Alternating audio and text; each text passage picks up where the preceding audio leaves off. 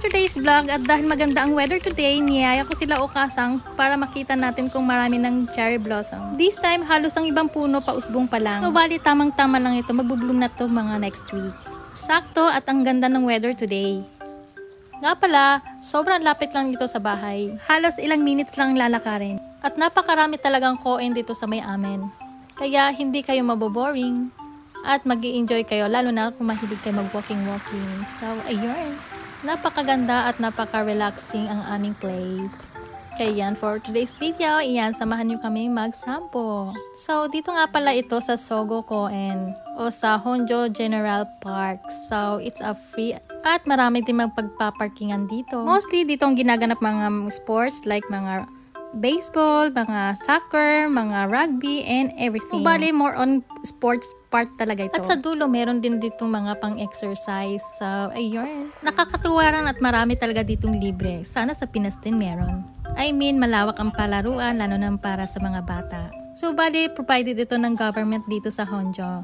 At minsan, marami din dito nag-e-event like mga festivals, mga sports, tournaments, at saka meron pang mga nagtitinda ng mga free markets. So, ayun. Bale, by season din siya. Napakalawak din na park na ito. Summer, meron din silang barbecue area dito. Pwede kayo magyuyako na lang. So, bale, magpapaalam lang kayo sa office and then, iyon, pwede kayong mag-set ng inyong schedule kung kailan kayo gusto mag-rent. Kaya, minsan, punuan. So, ayan, napakalawak nito at sobrang may enjoy talaga kayo. Anytime, iyan, pwede kayong pumasyal dito. Yung tipong gusto mo lang makapag-relax, ayan, paon lang kayo ng mga pang-picnic and then, iyan, maglatag lang kayo and, iyan, pwede na kayo magkukuya-kuya ko sa ilalim ng puno.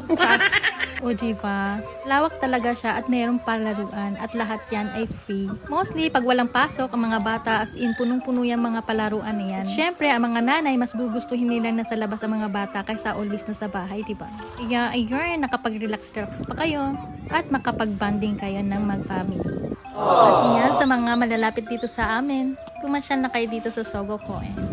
Tama na ang season ngayon, namumukadkad na lahat ng mga sakura. At meron din sila dito mga koi fish and meron ding turtles. So, ayun. Noon pa lang, maliliit pang mga anak ko, pinapasyal ko talaga sila dito.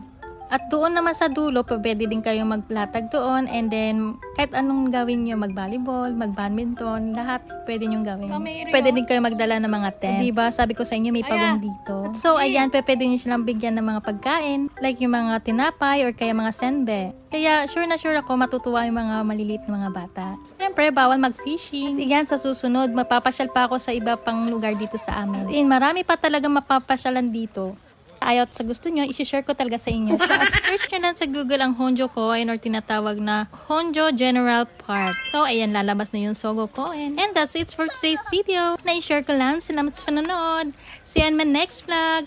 Tiyane!